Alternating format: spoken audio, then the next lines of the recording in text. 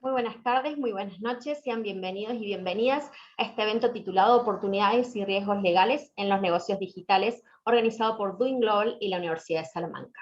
En esta ocasión contaremos con la participación de Juan Ignacio Leo Castela, director del curso superior en Derecho, Law and Digital Business de la Universidad de Salamanca, y el profesor Alfonso Omuloni. Recuerden, por favor, antes de iniciar, que pueden ingresar sus interrogantes en el panel de preguntas que se encuentra en la barra de herramientas y también, por supuesto, en el panel de chat. ¿Sí? Estos interrogantes serán contestados en el último tramo del evento, en la ronda de preguntas. Asimismo, si tienen inconvenientes técnicos, pueden consultarnos con Carolina Will, quien los asistirá ante cualquier consulta o contingencia. Ahora sí, damos paso a la exposición de Alfonso Muloni.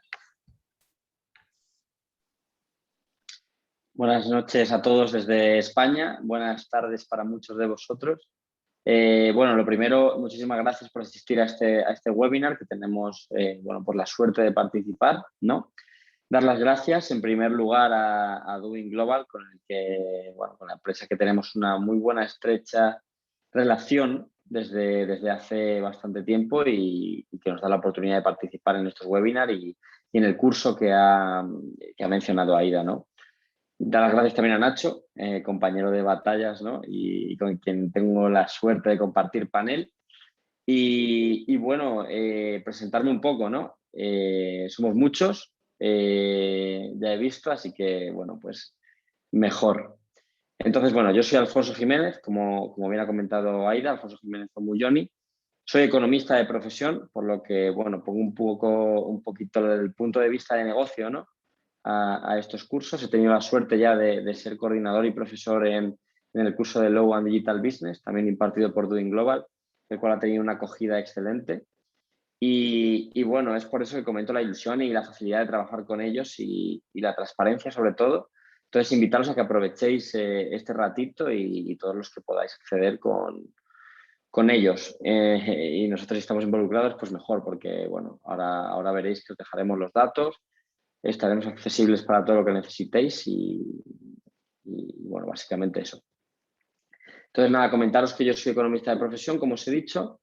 Sobre todo me he dedicado al tema de Business Intelligence. He trabajado con muchas multinacionales, tanto el sector legal, en Baker McKenzie, como el sector farmacéutico, como en la alemana Merck y en la británica GlaxoSmithKline. También soy socio de una empresa que está adscrita, es la primera spin-off. Hemos tenido la suerte de ser la primera spin-off de la Universidad de Salamanca, Nivolab. Soy el socio que se encarga de toda la parte económica y de la parte de empresa, junto a todos mis socios que son abogados, también llevan mucho tema de fiscalidad y demás, pero estamos muy enfocados a la digitalización y al mundo, ¿no? que nos está invadiendo en esta etapa post-pandemia. Y bueno, más que nada, hacer esa breve presentación e invitaros a que disfrutéis de este webinar, de este ratito, que esperamos que sea. Yo creo que Nacho estará súper alineado conmigo en cuanto al tema de que sea como una sala de amigos en la que podáis sentiros libres, en la que podamos establecer sinergias muy buenas entre nosotros y sobre todo con Doing Global y la Universidad de Salamanca, que al final son los que hacen posible estos ratitos. Y nada, comentar un poco que en este curso que os comentamos de Law and Digital Business ponía un poco la parte de negocio, ¿no? dentro de ese ámbito tan grande, y pretendo un poco allanar ese camino de principales puntitos del negocio antes de dejar al verdadero experto en derecho a hablar. Entonces, bueno, pues el título creo que lo dice claro: oportunidades y riesgos legales en el negocio y bueno, ya puestos en el negocio digital, ¿no? Creo que muchas veces hablamos de cómo se tiene que establecer un negocio, de por dónde empezamos, etcétera. Lo principal, y ya os digo que yo soy un poco de fuera del derecho, a lo mejor me pongo un poco romántico, ¿vale? Lo principal son las ideas, lo principal es la iniciativa, pero una vez establecemos esos puntos inicialmente, creo que debemos dar paso a algo un poco más práctico y factible, como es ese plan de negocio que tenemos que establecer en base a dónde nos tenemos que dirigir y sobre todo, a qué plazo nos queremos marcar y qué objetivo queremos alcanzar. Bueno, como ya os comento, esto es un webinar que es una salita entre nosotros, no es no es para aburriros, es simplemente para interactuar. Entonces, me gustaría daros esos puntos clave de negocio. ¿Qué entendemos por negocio? Por negocio cada uno tiene sus miras. Aquí estamos centrados evidentemente en el derecho. Dentro del derecho hay 1000 ámbitos. Dentro del derecho puedes intentar o ser o simplemente querer abarcar un poco una proyección más amplia.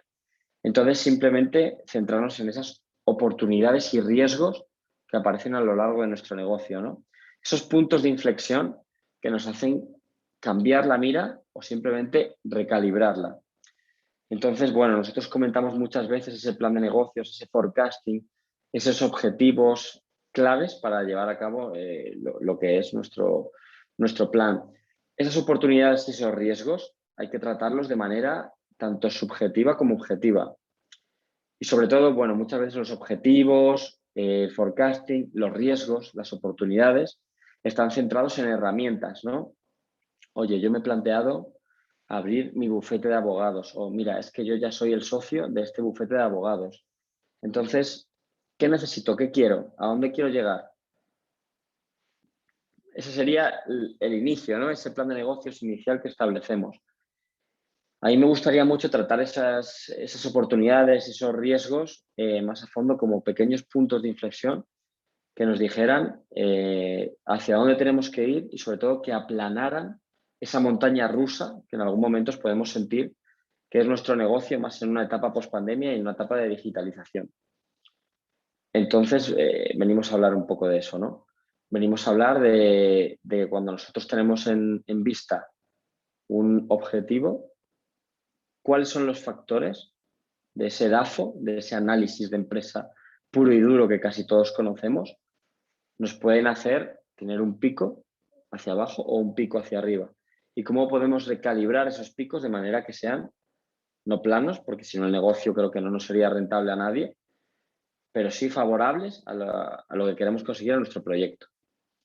Entonces, a partir de aquí, bueno, pues comentar un poquito cuáles son, creo que son básicos para todos, pero creo que al final los básicos en el tema de, sobre todo, negocio, da igual que hablemos de unas zapatillas de Nike, que hablemos de un producto farmacéutico, que es a lo que yo estoy acostumbrado, es sacar rentabilidad, sacar proyección, optimizar. La optimización creo que se basa más en estos riesgos y oportunidades que estamos hablando que en esa proyección que queremos hacer. Porque todos, bueno, creo que todos los que estamos aquí hemos vivido esa etapa de pandemia, ese 2020, en el cual ha cambiado las miras de todo lo que es el negocio y de todo a lo que nos queríamos proyectar. ¿A cuántos teníamos un trámite ya no solo legal?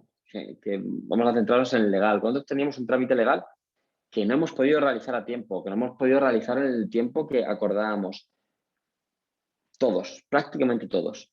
Pero ¿cuántos hemos pensado en de qué manera? Porque me imagino que todos los que estamos aquí reunidos tenemos esa idea de pensar y de impulsar nuestro crecimiento, sobre todo laboral y enfocado al derecho. ¿Cuántos nos hemos parado a pensar en de qué manera podía yo haber cubierto ese vacío, ¿no?, que ha dejado esa pandemia o esa digitalización post-pandemia que estamos viviendo? ¿Qué oportunidad tenía yo en cuanto a esa pandemia, en cuanto a esa digitalización? Estamos aquí un poco para eso, estamos un poco para impulsar ese pensamiento y para saber tratar esas oportunidades, ya sea con medidas económicas, con medidas expertas, con todo. Los riesgos, pues muchas veces los enfocamos al tema de la inversión. ¿Qué pasa si invierto tal cantidad de dinero en digitalizar mi empresa? ¿Qué retorno de la inversión voy a localizar y cómo lo voy a estudiar? Creo que a veces es mucho más fácil establecer un proyecto de negocio que centrarse en cómo voy a enfocar mi mente si mi plan de negocio se tuerce o si mi plan de negocio sufre un pico, un punto de inflexión que vaya hacia arriba o hacia abajo. Entonces, bueno, simplemente enfocar un poquito el tema que creo que compartimos tanto Nacho, que ya os digo que es un experto en derecho de verdad, y Doing Global, que impulsa estas iniciativas. ¿De qué manera esa oportunidad me puede favorecer en cuanto a mi forecasting, en cuanto a mi proyección de ventas, en cuanto a mi proyección de captación de clientes? yo soy el dueño de mi negocio. Yo tengo que saber en qué punto puedo establecer una optimización sobre todo de los recursos de los que poseo y en qué punto puedo utilizar la inversión o el capital del que he adquirido o el inicial, porque ya os digo que seguramente todos los que estemos aquí seamos de perfiles diferentes, pero tengamos unas ideas y una proyección común para conseguir mi objetivo. Y en cuanto a los riesgos, que muchas veces se tornan como lo más complicado, ¿de qué manera puedo tener esa base para a partir de ahí solventar ese riesgo? ¿O de qué manera ese riesgo puede crear incluso otro nicho u oportunidad de negocio para propulsar mi iniciativa? Porque si os dais cuenta, la pandemia es un riesgo. Nadie pensaba en una pandemia porque no había sucedido, o por lo menos en lo que yo había visto, y creo que todos, no había sucedido antes. Nadie lo había estudiado como riesgo porque no era un riesgo real o estudiado. Pero esos riesgos también crean oportunidades de negocio y también nos hacen ser capaces de ya ponernos a pensar en de qué manera puedo mejorar día a día, de qué manera puedo estudiar ese retorno de la inversión y de qué manera puedo optimizar ese capital que estoy moviendo continuamente en mi negocio. Y a partir de ahí establecer unos objetivos que siempre, desde mi punto de vista, tienen que ser reales, pero tienen que ser retadores, tanto para nosotros como si llevamos personas detrás. Entonces, bueno, a partir de ahí sí que me gustaría dar paso a mi compañero Ignacio y bueno, centrarse un poco más, sobre todo, seguro que se centra un poco en el tema de lo que es estas oportunidades y estos riesgos en el tema del derecho, estas oportunidades y estos riesgos a nivel legal y estas oportunidades y estos riesgos a nivel de asumirlos tanto como empresarios, como jueces, como abogados, en una línea común en la que tornen nuestros objetivos. Entonces, bueno, pues daros las gracias de nuevo, dar las gracias a Doing Global y deciros que, bueno, personalmente, para cualquier duda, para cualquier comentario, para cualquier ayuda, os voy a dejar mi contacto y nada, espero que sobre todo, bueno, eso, agradeceros por último esta oportunidad de poder hablar juntos y animaros a que no tengáis ningún problema en establecer contacto con la empresa, con Doing Global, con nosotros y que sigáis mejorando día a día. Muchas gracias, Alfonso, por tu disertación. Ahora sí, el turno de escuchar a Juan Ignacio Leocastela. Bien, buenas tardes a todos. En primer lugar, buenas tardes, buenas noches, buenos días, cada uno desde donde se encuentre. Veo que hay un número récord de asistentes en este webinar y desde distintas partes del mundo, ¿no? En mi caso, les hablo desde España. Soy Juan Ignacio Leocastela, profesor doctor internacional en la Universidad de Salamanca y director académico del curso Law and Digital Business, Derecho y Negocios Digitales, organizado por Doing Global y la Fundación General de la Universidad de Salamanca.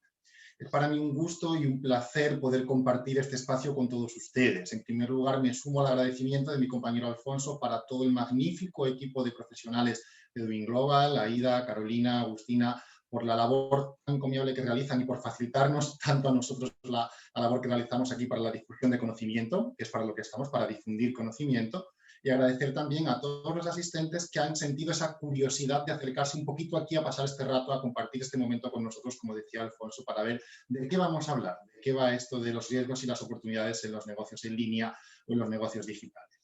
Igual que decía el compañero Alfonso, me sumo también a ese ofrecimiento de que nos hagan llegar en el turno de preguntas, como decía Aida, cualquier inquietud, cualquier duda que tengan al respecto. Van a ver que aquí vamos a hablar de temas interesantes. Seguramente en el hilo de la conversación se les ocurra alguna pregunta, tomen nota, anótenla por el chat o a mano y después nos la transmiten, por favor. Y si no da tiempo en el evento, a través de nuestros contactos, porque de verdad que la metodología con la que trabajamos es esta, la cercanía, el poder hablar y el poder discutir todos estos temas. En mi caso, además,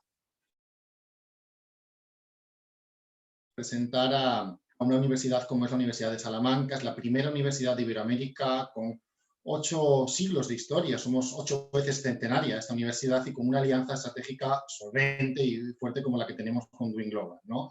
Siempre, como caracteriza siempre la formación de excelencia, ¿no? La formación universitaria, en este caso, siempre intentamos ir un pasito más allá, un pasito más hacia la vanguardia de los temas y de las características que va demandando el mercado laboral, en este caso a propósito de la digitalización del derecho y de los negocios, ¿no? De los negocios en línea. Y eso es lo que pretendemos con este curso. Hemos seleccionado y haremos ahora también una exposición de 4 o 5 elementos básicos que consideramos que han cambiado ya de manera determinante a partir de esta pandemia para todos los que nos dedicamos al mundo del derecho, al mundo de la economía, de la empresa, ¿no? Ya seáis jueces, abogados, asesores, contadores, administradores de empresa, emprendedores. Vais a ver cómo todos estos elementos, estos 4 o 5 elementos nos van a afectar a todos. Lo que queremos es, de una manera sencilla y cercana y coloquial, ponerlos sobre la mesa y explicarlos, darles una pincelada para animarles a que, si así lo estiman, pues puedan cursar este curso de especialización, curso superior en Derecho. Si hay una cosa clara, bajo mi punto de vista, es que la transformación digital a la que nos vamos abocados ahora, desde que ha surgido esta pandemia y, por supuesto, en lo que está por venir, que ya verán cómo también la digitalización es un tren que ya no frena, ya no vamos a volver a lo que vivíamos en el año 18, en el año 17, ni mucho menos, esto está cada vez más acelerado, es un fenómeno global. Digo, van a ver cómo esta transformación digital no descansa únicamente sobre las herramientas tecnológicas que están ahí, por supuesto, y que también se están desarrollando, aplicaciones digitales, sistemas informáticos, sino que hay un elemento estratégico, diferenciador, de primer orden, que es sobre el que yo quiero poner el acento aquí y ahora, son todos ustedes, que es el capital humano, es decir, el talento. Hace que un trabajador o una persona sea un activo valioso para su empresa, para su despacho, para su bufete, para su compañía. El hecho de que tengan destrezas y habilidades que se demandan actualmente y que las pueden ejercitar con solvencia. Y para ello, y con ese objetivo, es con el que hemos puesto en marcha este curso de especialización en Derecho. Es decir, para que a través de este curso puedan ustedes adquirir esas destrezas, esas habilidades, que de otra manera, pues seguramente representen un reto o una dificultad. De ahí también el epígrafe del webinar, ¿no? Retos, riesgos, oportunidades. La digitalización, como decía Alfonso, puede ser un riesgo, sobre todo en términos de coste-beneficio. Si yo no estoy familiarizado con un contrato autoejecutable en línea, con el compliance corporativo o con las nuevas técnicas que hay de marketing digital, estaré en una situación de riesgo. Ahora bien, si yo he adquirido ese conocimiento, me he formado, me he convertido en un activo valioso, he invertido en mí como capital humano también para mi empresa, seguramente le dé la vuelta a la moneda y en lugar de tener un riesgo, lo que tenga sea una oportunidad. La única herramienta válida para poder transformar ese riesgo en oportunidad es evidentemente la formación, la cualificación profesional, y para eso es para lo que estamos aquí, ¿no? Entonces, yo creo que teniendo en mente este objetivo fundamental, la respuesta a la inquietud, a la incertidumbre que se genera siempre que hay un cambio de escenario como el que estamos viviendo ahora, y también lo señalaba muy correctamente Alfonso, ¿no? Es un cambio de paradigma absoluto, no solo en lo económico, no solo en lo jurídico, también en lo social, también en lo personal. Todos ustedes que están aquí habrán visto cómo su vida personal, familiar, social se ha visto cambiada por esta pandemia, ¿no? Y cómo lo digital, lo tecnológico nos está invadiendo a marchas aceleradas, ¿no? Entonces, todo esto, que es lo que vengo a resumir, todos estos cambios, todos estos riesgos a los que nos enfrentamos pueden y deben ser transformados en oportunidades de negocio, en oportunidades que nos permitan un posicionamiento estratégico favorable, que nos permitan adquirir una ventaja competitiva, no solo para nuestro negocio, también, sino para nosotros como empleado, como trabajador, como abogado, como juez. Es un curso, este curso que venimos a presentar aquí hoy, que es transversal en ese sentido.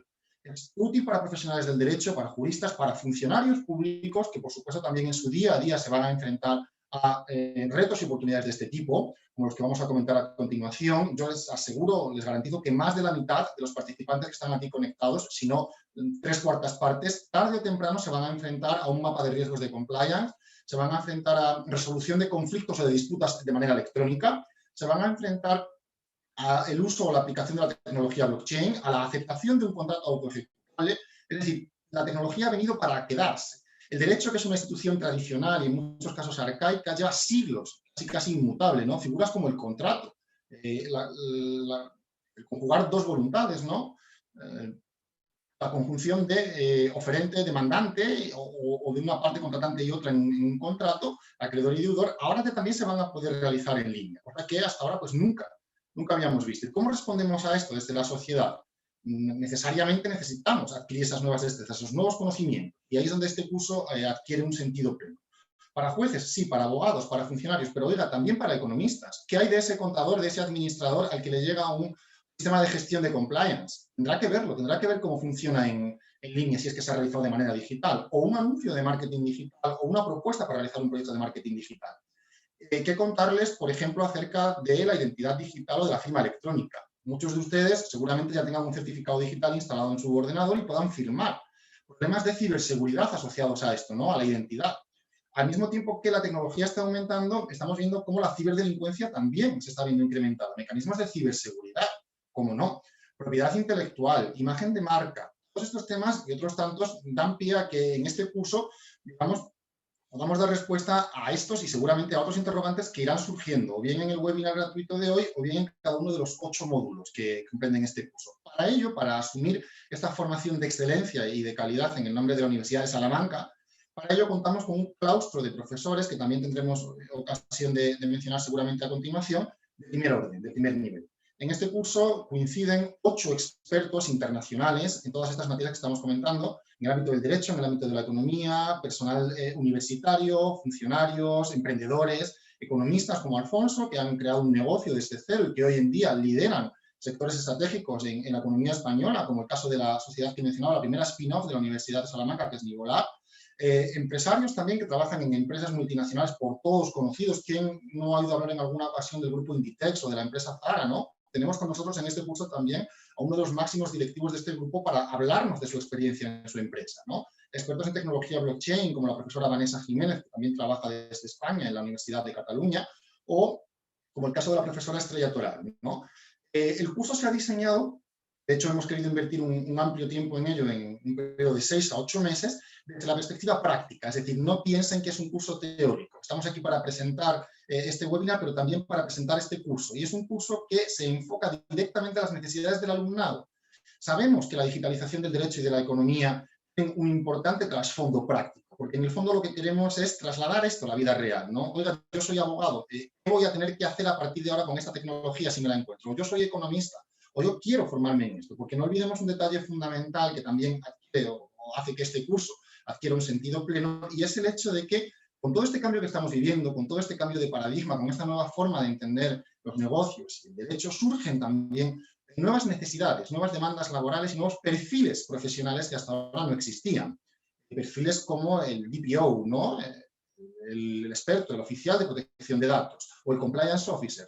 Son profesiones que no teníamos, que han surgido ahora precisamente porque era el momento de que surgieran, o como por ejemplo el abogado experto en nuevas tecnologías. Hay temas de nuevas tecnologías que cada vez más, a mí personalmente, me dejan con la boca abierta. ¿Qué hacemos con el derecho al honor o a la intimidad en el caso de un dron, por ejemplo? O la captación de imágenes, o conversaciones por WhatsApp. ¿Puede, por ejemplo, ser aportado en juicio un historial de WhatsApp como prueba electrónica? ¿Pueden tomar una imagen con un teléfono y aportarlo también en juicio y es válida esa prueba? Todos estos interrogantes que parece que en la sociedad también, a tenor de cómo se manifiestan los jueces y los tribunales, están generando desconcierto, precisan y requieren de profesionales y expertos capaces de dar respuestas ágiles y solventes, ¿no? Y esos pues, pueden ser cualquiera de ustedes. Bajo mi punto de vista o en mi opinión, este curso representa una oportunidad estupenda, de primer orden, para que aquellos que quieran adquirir un conocimiento básico en estas cuestiones, aquellos que quieran mejorar su currículum, su perfil profesional, acercarse un poquito más hacia los nuevos perfiles que demanda el mercado actualmente, puedan tomar conciencia de estos temas y, por lo menos, dicho coloquialmente, no les suene a raro. Cuando oigan hablar en su trabajo, en su profesión, en su empresa, en su bufete de abogados de tecnología blockchain, de compliance corporativo, de firma electrónica, de identidad digital, de resolución electrónica de disputas, al menos estén familiarizados. Es cierto que la pandemia ha acelerado toda esta digitalización, pero no es menos cierto que estamos en un punto perfecto en este momento para adquirir estos conocimientos y estas destrezas y poder desenvolvernos con facilidad. El enfoque del curso también es internacional. Aquí hay gente conectada seguramente desde distintos países y cada uno en su profesión, en su jurisdicción, en su marco normativo, verán cómo estos riesgos han ido materializando más pronto o más tarde, más temprano, ¿no? Siempre pongo ejemplos prácticos para que se entienda lo que quiero decir. En el caso del compliance, aquellos que hayan oído hablar del compliance o de la responsabilidad penal o administrativa de las personas jurídicas, verán que en Iberoamérica el caso chileno fue pionero. Después llegaron otros, como el caso de España, Brasil o ahora recientemente Argentina, pero siempre hay un país iberoamericano que va marcando el camino, ¿no? Las 4 o 5 instituciones jurídicas a las que vamos a hacer referencia en este webinar y en el curso ocurre lo mismo.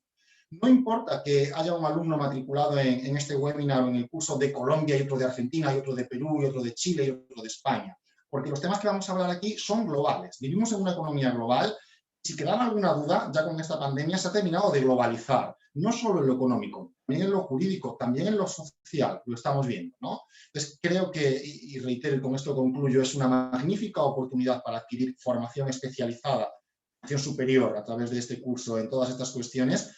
Dentro de un año o dentro de 2, sin duda van a seguir teniendo un desarrollo magnífico en el ámbito del derecho y en el ámbito de la economía, pero no olviden algo que es también una cuestión estratégica, y es que los primeros en llegar siempre suelen ser los que tienen mejores oportunidades. Y aquí lo vemos también en España. Hace unos años, cuando apenas casi nadie había ido a hablar de derecho digital, de nuevas tecnologías o de negocios en línea, la Universidad de Salamanca puso en marcha un webinar muy similar al que estamos celebrando hoy aquí. Quiero recordar que fue en el año 2016. Y hoy en día los egresados de ese webinar duplican y triplican a los que estaban en ese año. Aquellos que adquieren esa formación están posicionados estratégicamente para llegar al mercado laboral en primer lugar, para posicionarse y para ser, como decíamos antes, un activo estratégico.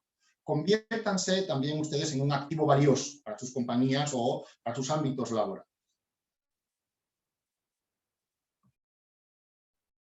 Muchísimas gracias, Juan Ignacio, por tu exposición. Ahora, si les parece, vamos a dar lugar a la ronda de preguntas, ¿sí? Vamos a comenzar. Les recuerdo entonces a los espectadores que pueden hacer sus preguntas a través del panel de preguntas y respuestas y a través del chat también, ¿sí?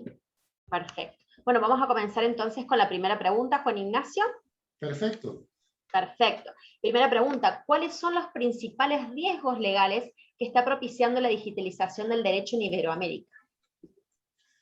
Miren, hablando de riesgos legales, vamos a enumerar varios. A continuación, me gusta siempre enumerar varios para que sirvan de ejemplo.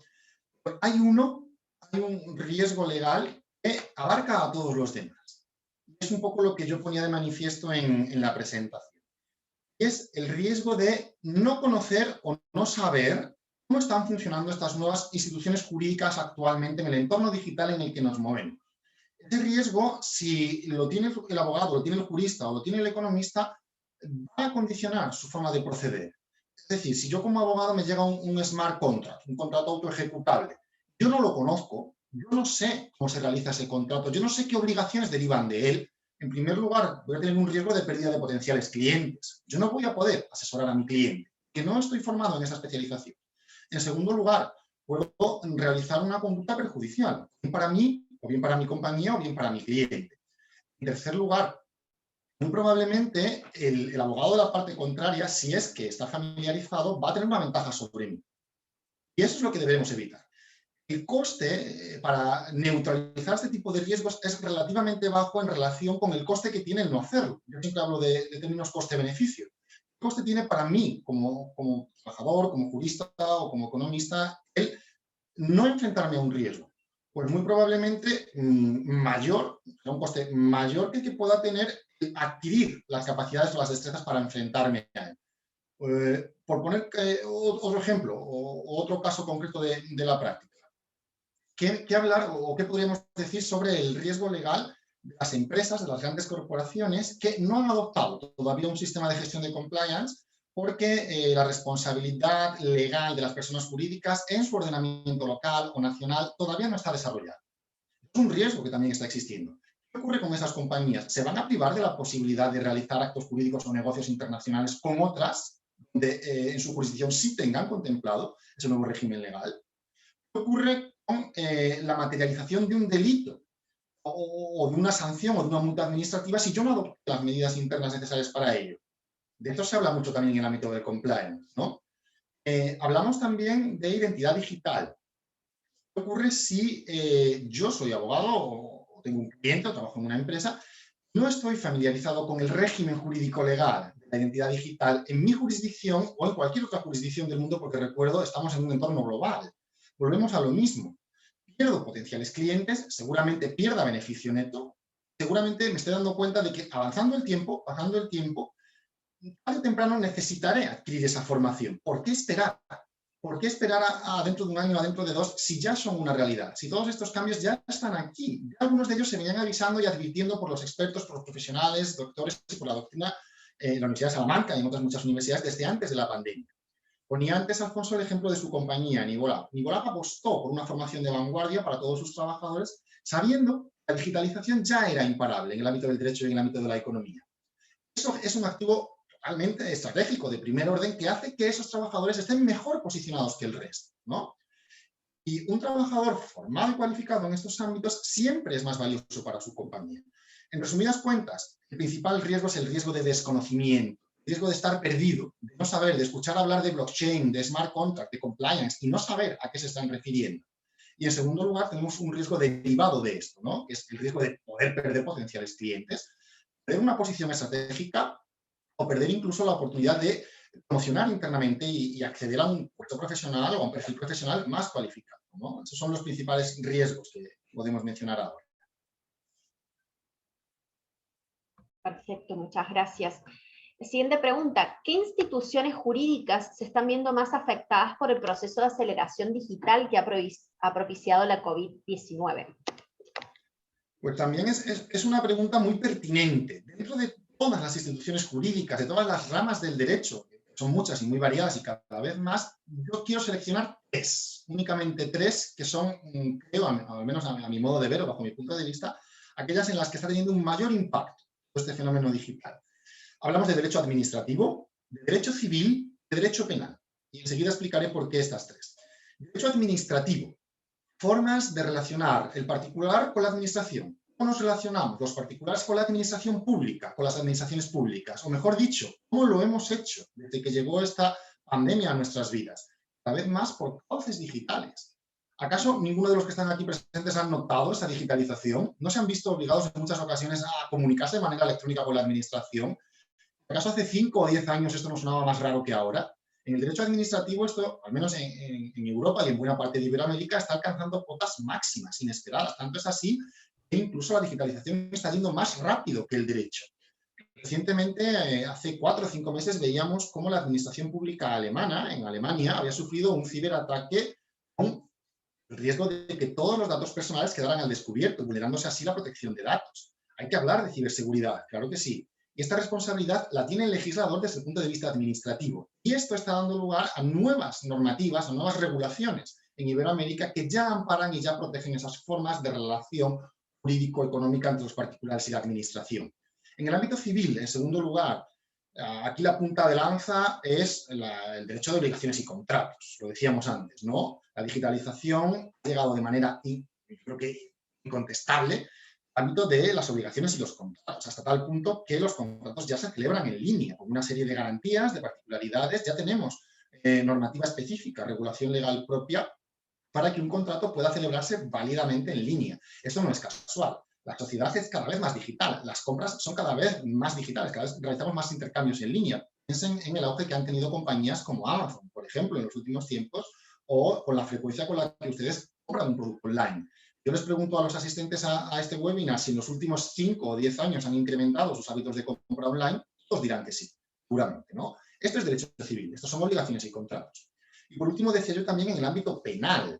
¿Por qué en el ámbito penal? Pues porque la digitalización también ha dado lugar a nuevas formas delictivas que antes sencillamente no existían. No existía la ciberdelincuencia, no como la conocemos ahora. Internet y las nuevas tecnologías son muy útiles, pero también generan un riesgo absolutamente evidente, yo creo, para todos los que estamos aquí desde el punto de vista de la privacidad. Hablamos de secretos de empresa, de propiedad intelectual, de repente en un ordenador se hackea una fórmula o una marca o un plan estratégico o un plan de marketing. Y eso es un ciberdelito. Además, desde ahí se pueden también extraer consecuencias patrimoniales, económicas, ¿no? El derecho penal también tiene que actualizarse y el legislador penal también tiene que adaptar la normativa tradicional y arcaica que tenemos desde hace siglos a la nueva realidad en la que vivimos, a las nuevas formas de cometer delitos. Y ahí entra también el ámbito del compliance, del cumplimiento normativo, de cómo la persona jurídica, cómo la organización puede establecer mecanismos internos y medidas idóneas para la prevención de delitos en su seno, a fin de evitar una responsabilidad penal, ¿no? Luego, en resumidas cuentas, instituciones jurídicas desde esa triple perspectiva, administrativa, civil y penal. Perfecto. Bien, otra pregunta. ¿Cómo los CEO legales están o irán adaptándose a los negocios de las organizaciones exponenciales, teniendo en consideración el derecho de competencia? Pues esta es otra pregunta ciertamente interesante que abordamos en un módulo específico del curso Law and Digital Business, Derecho y Negocios Digitales, que es en el ámbito de la competencia, del derecho de la competencia. Claro, sabemos que la digitalización también ha traído consigo nuevas estructuras corporativas.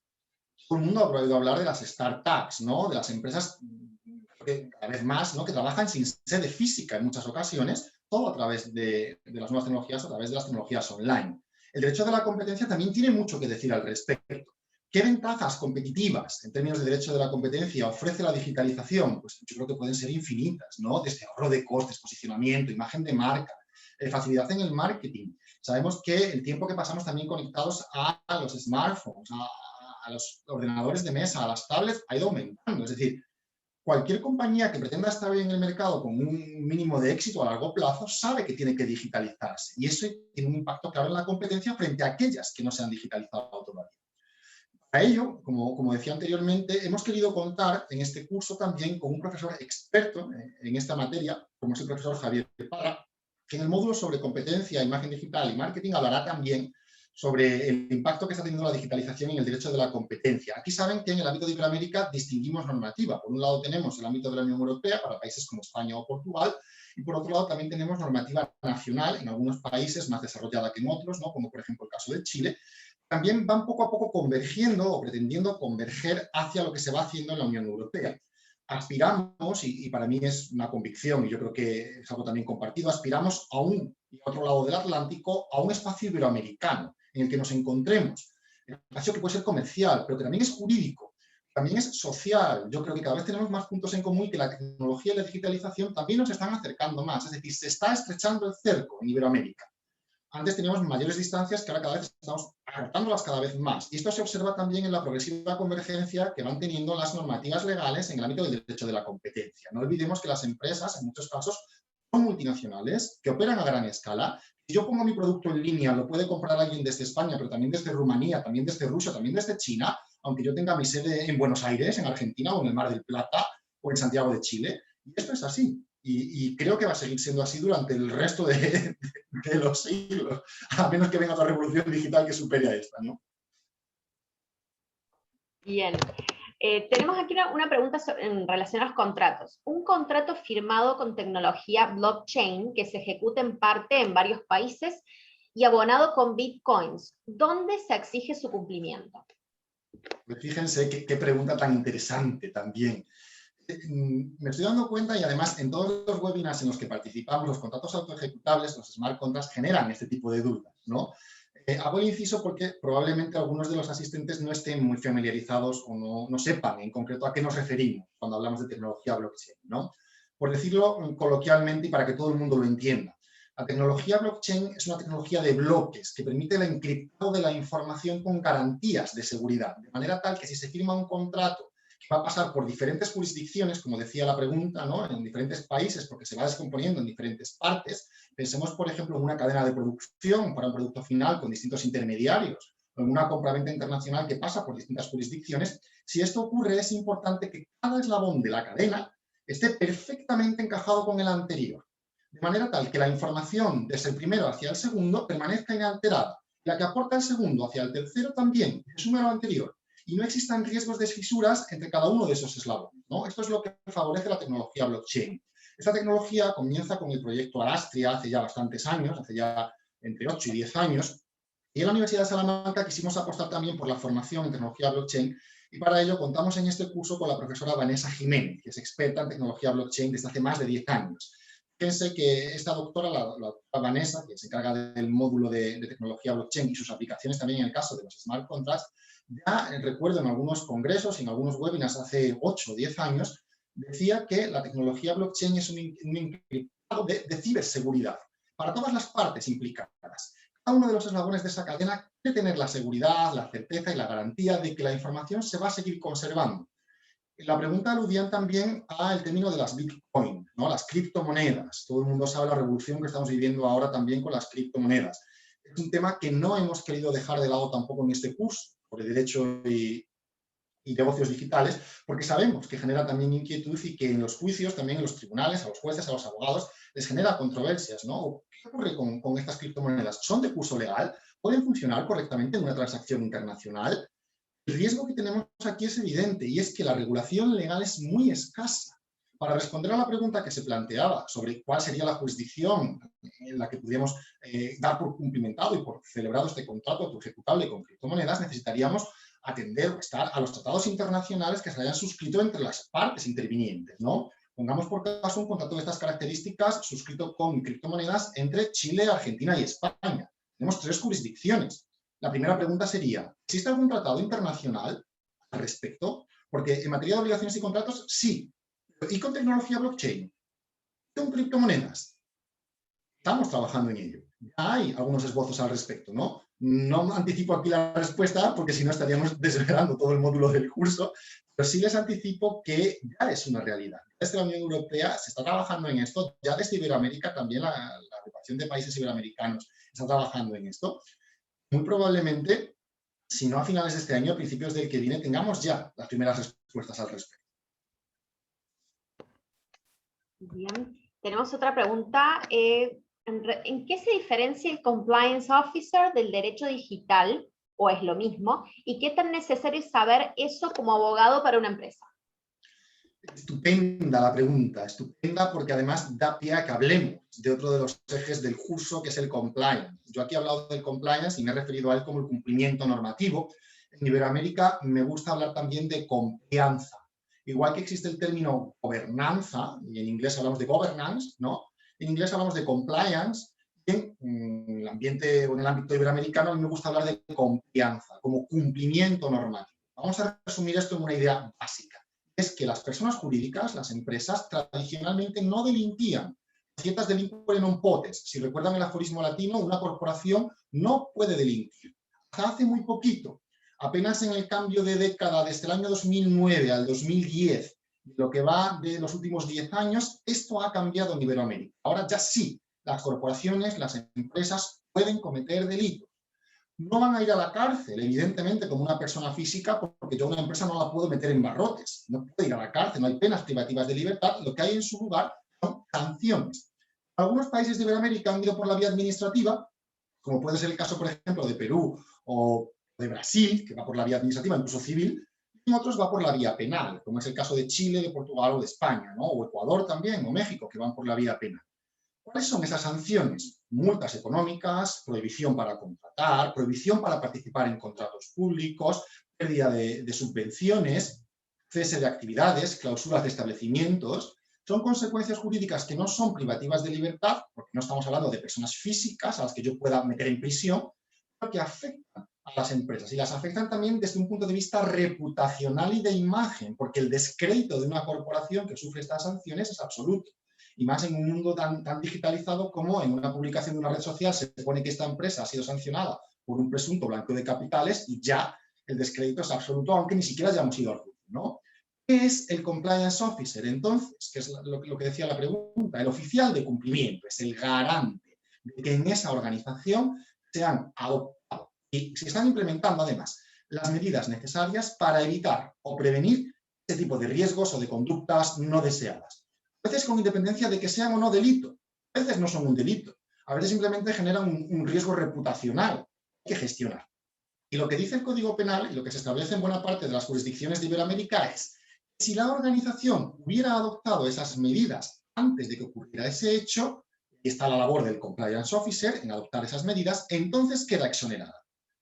Si en esa organización ocurrió un delito, pero el Compliance Officer, el oficial de cumplimiento, el encargado de velar porque eso no ocurriera, implementó, adoptó, integró en la organización las medidas necesarias para prevenirlo, entonces esa empresa queda exonerada. Claro, aquí la siguiente pregunta es ver cuáles son esas medidas. Pues depende. En cada jurisdicción son unas u otras, ¿no? En Chile, en España, en Argentina, en Perú, en Ecuador, han ido variando. A grandes rasgos podemos definir algunas. La primera, realizar un mapa de riesgos legales. Es la primera función que realiza el Compliance Officer. Tiene que ver con la digitalización. Pues que ese mapa de riesgos se realiza a través de un software informático. Antes lo hacíamos a mano. Yo cuando me especialicé en Compliance Officer realicé mapas de riesgo a mano y ahora los podemos hacer con un software informático. Segunda función, establecer protocolos internos. ¿Quién no ha oído hablar de los canales de denuncia, ¿no? El whistleblowing. Si la organización ha adoptado o ha implementado con éxito canales de denuncia internos, automáticamente se puede decretar su exoneración de responsabilidad. Aunque luego haya habido ese blanqueo de capitales, aunque luego haya habido el delito que sea, la empresa hizo todo lo posible por prevenirlo, ¿no? Revisión periódica de todas las medidas establecidas es otro requisito, es otra característica que tenemos también en derecho comparado en Iberoamérica, ¿no? Hay que revisar todos esos protocolos, todas esas medidas, hay que revisar el mapa de riesgos. Hay que dotar de recursos financieros a la función de cumplimiento, hay que monitorear, hay que vigilar esos riesgos que por supuesto son mayores cuando se trata de canales de venta o de comunicación en línea, ¿no? Puede incurrir en un riesgo por comercializar un producto en un país o en una jurisdicción online a través de Internet sin cumplir con la normativa vigente. La Unión Europea, por ejemplo, saben que es uno de los espacios más conservadores, ¿no? En cuanto a normas de etiquetado del producto, de información del producto. Si yo me pongo a comercializarlo sin tener esa información, puedo incurrir en un riesgo. Ahí está la figura del Compliance Officer para alertar sobre esto, ¿no? El Compliance Officer es una especie de alertador, de vigilante interno, por supuesto, con perfil jurídico, también con conocimientos de empresa, que hace que frente a la alta dirección se puedan reportar riesgos. Riesgos de que se puede cometer un delito, riesgos de que no existe transparencia, riesgos de que hay una persona realizando tal conducta porque en esta factura no ha imputado el IVA o porque no ha declarado tal impuesto. Esa persona, ese garante de la organización, es el Compliance Officer, ¿no? A veces, en otras jurisdicciones, se habla de él como el encargado de prevención de delitos, ¿no? En Chile, la ley chilena 20.393 del año 2009, en su artículo 4, dice que hay un encargado de prevenir estos delitos. Es el Compliance Officer, es el oficial de cumplimiento, es el mismo, ¿no? En la legislación colombiana, por ejemplo, como está muy vinculado al ámbito de lo público, al ámbito administrativo, también se habla de este alertado. Es decir, es una figura que está en Iberoamérica, que está presente y que tarde o temprano aparece, ¿no? Imagínense ustedes si son abogados corporativos y les llega un caso de compliance. ¿Había adoptado la organización todas las medidas necesarias para prevenir o para mitigar este riesgo? Ahí estará el juez que dirá sí o no. El abogado tendrá la posibilidad de aportar material probatorio. Oiga, aquí está el código de conducta. Oiga, aquí están las medidas adoptadas. Aquí están los reportes y los avisos que se hicieron al Consejo de Administración. Y si luego los socios o el Consejo de Administración decidió asumir el riesgo, yo como Compliance Officer cumplía al informar, al alertar de esto. Y entonces la legislación puede quedar exonerada a la organización, a la empresa como tal, ¿no? Luego ya habrá que ir frente a las personas físicas, porque el hecho de que la responsabilidad penal de la persona jurídica quede exonerada no significa que quede exonerada también la de las personas físicas que la integran. El directivo, el director contable que consintió, que tuvo una conducta de tolerancia dolosa y no atajó ese hecho delictivo, puede tener también responsabilidad penal como persona física. El Compliance Officer va a prevenir a la corporación, evitando ese riesgo reputacional y esas posibles pérdidas económicas, ¿no? Y eso ahora, con la pandemia, también se ha digitalizado. Ya digo, los mapas de riesgo corporativos se realizan en línea. Ya hay software informático especializado. Los reportes de riesgo del Compliance Officer, esas alertas, también son electrónicas. El canal de denuncias es electrónico. Oiga, ¿cómo garantizo el anonimato del que está denunciando? Puedo escribir un correo electrónico denunciando de que Pito Pérez, que está a mi lado, ha hecho una factura sin IVA en mi empresa. ¿Y cómo sé yo a quién va a llegar ese correo electrónico? ¿Quién va a estar al otro lado del canal de denuncias?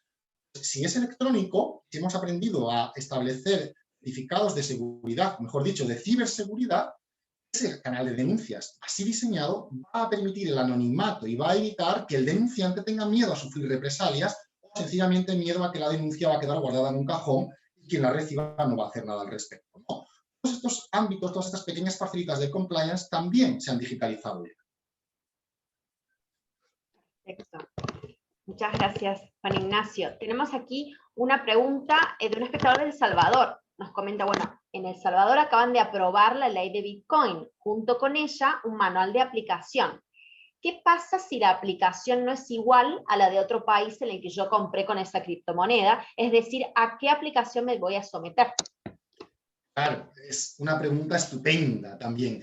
Fíjense, en El Salvador no lo tenía yo localizado esta guía de aplicación. Me alegro de la pregunta porque también con esto aprendemos todos. Este es el cauce habitual, ¿no? Generalmente surge la nueva normativa, casi siempre desconcierta a todos, a los juristas y a los operadores jurídicos y a las empresas. Lo mismo pasó con el compliance, lo mismo está pasando con las criptomonedas, ¿no? Y de ahí que los poderes públicos, que el legislador acompaña a esa norma con una guía práctica, una guía de aplicación para saber cómo actuar. Claro, en el caso de que, como bien decía el compañero, tengamos una legislación que sí la contempla y otra que no la contemple, hay que estar nuevamente al derecho internacional. Si en el derecho internacional existe algún acuerdo o algún tratado bilateral entre ambos países, habrá que estar a esa respuesta. Si no existe como tal, estamos ante un vacío. Miren que muchas veces todas las instituciones jurídicas de las que estamos hablando aquí nos van a conducir a un vacío legal. A un vacío legal puede ser más o menos prolongado en el tiempo, porque ya hay regulaciones que son un borrador que van a salir al año que viene seguramente, o al próximo, a más tardar, en buena parte de los países de Iberoamérica con temas de criptomonedas. Por una sencilla razón o por un tema muy sencillo, que es el de la seguridad jurídica. Cuando hablamos de nuevas figuras jurídicas impactadas por esta revolución digital, afectadas por esta regulación digital, siempre nos encontramos un problema de inseguridad jurídica.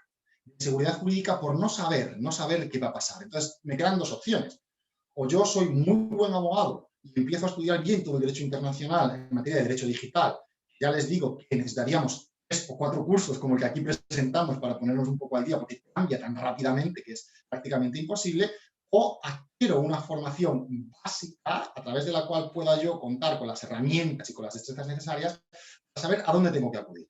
El módulo del curso Law and Digital Business, relativo también a blockchain y criptomonedas, hablamos de cuáles son los principales tratados internacionales que ya están vigentes en el ámbito de Iberoamérica, para saber dar respuesta a este tipo de problemas. Si ya hay un tratado, me voy a ese tratado, aplico ese tratado.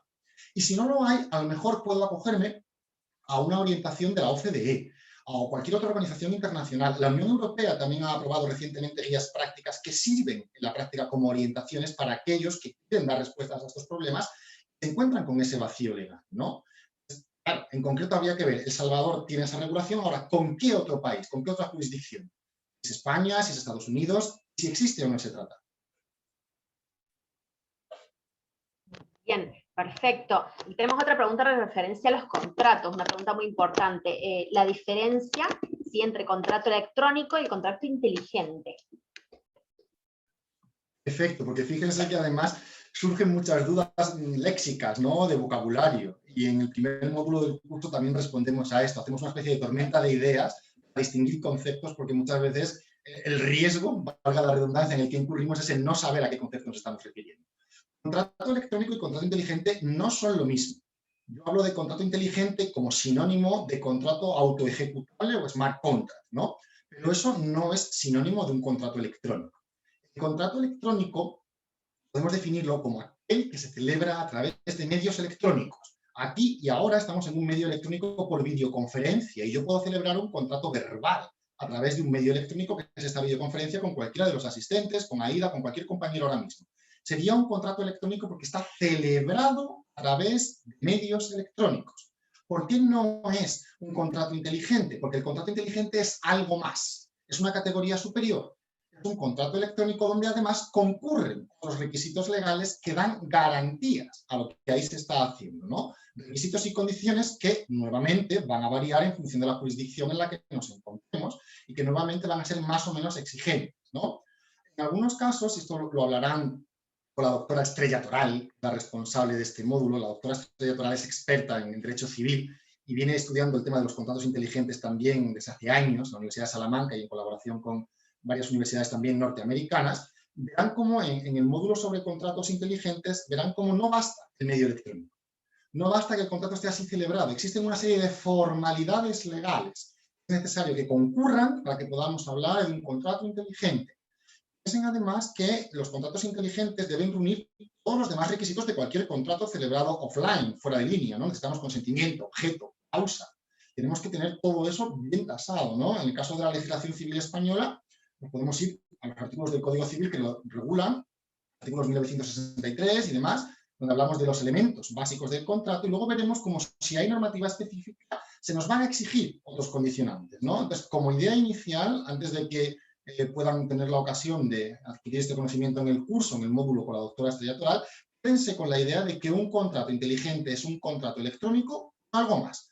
Requisitos legales que le dan una formalidad y una validez y una especie de envoltorio distinto, ¿no? No es solamente un contrato celebrado por medios electrónicos.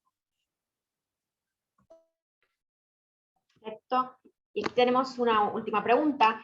¿Está de acuerdo en que el director jurídico o el abogado corporativo ocupe de manera simultánea el cargo de oficial de cumplimiento? Fíjense, otra pregunta interesantísima, muy recurrente en todos los webinars. Claro, Aquí estamos ante un problema de quién vigila al que vigila, ¿no? Aquí hay problemas de riesgo moral. Si yo tengo que vigilar a mi propia empresa y yo soy el director, ¿qué hago? Puedo tener una posición comprometida. Eso da pie a hablar de algunas características esenciales del oficial de cumplimiento comunes en toda Iberoamérica. Y aquí sí podemos afirmar que existen elementos comunes. El oficial de cumplimiento, ante todo, tiene que ser imparcial. Hay que tener garantías de imparcialidad y de independencia. Si el oficial de cumplimiento no es independiente o no es imparcial, no podrá desempeñar el cargo adecuadamente. Al inicio de la regulación sobre responsabilidad penal de las personas jurídicas, la Unión Europea, estoy hablando del año 2007 y del año 2009, hubo algunas sentencias que condenaban al oficial de cumplimiento, al compliance officer, por desempeñar ese cargo sin cumplir con la imparcialidad o con la independencia debida, ¿no? El Tribunal Superior de Justicia, uno de los tribunales superiores de justicia alemanes, condenó a un compliance officer porque no era idóneo para el desempeño del cargo, porque no era imparcial, porque no era independiente. En el caso español, el Consejo General de la Abogacía Española aboga por una figura de compliance officer externo. ¿Es una función externalizable, la función de cumplimiento? Por supuesto. ¿Puede y debe estar externalizada? Sí. La Fiscalía General del Estado Español ya se ha pronunciado en dos circulares, la circular del año 2011 y la 1/2016, al respecto de esto, para decir que si dentro de la empresa no existen candidatos idóneos en términos de independencia, de imparcialidad, de conocer y de tener la formación, que ahora hablaremos también de lo importante que es la formación del oficial de cumplimiento para desempeñar ese cargo, entonces esa función debe externalizarse fuera. Si no se hace, volvemos otra vez al tema de los riesgos, la organización está asumiendo un riesgo. Es el riesgo de que su compliance sea meramente cosmético, sea un fake compliance, porque quien lo desempeña no es idóneo para el cargo. Perfecto, muchísimas gracias, Juan Ignacio, por haber compartido tus conocimientos sobre el tema. Muchísimas gracias, Alfonso, también por haber compartido con nosotros. También, por supuesto, agradecemos a los espectadores por su presencia, su participación activa con todas las preguntas muy interesantes también. Y bien, antes de despedirnos, queremos anunciar desde Doing Global que estamos comprometidos con seguir brindando valor a la comunidad de derecho en Latinoamérica, por lo que tenemos prevista la realización de una serie de eventos dentro de este ecosistema. ¿Sí? El próximo será sobre delitos complejos, se va a llevar a cabo en octubre, y por supuesto los vamos a mantener informados vía correo electrónico y a través de nuestras redes sociales. Nuevamente, un agradecimiento muy grande, Juan Ignacio, Alfonso, y un agradecimiento especial a Doing Global y a la Universidad de Salamanca, porque siempre hacen posible estos espacios de intercambio y de aprendizaje. Recuerden también que tendrán a disposición la grabación del evento a través de la retransmisión que se alojará en nuestro canal de YouTube, Doing Global. Muchísimas gracias a todos, hasta la próxima. Muchas gracias a todos.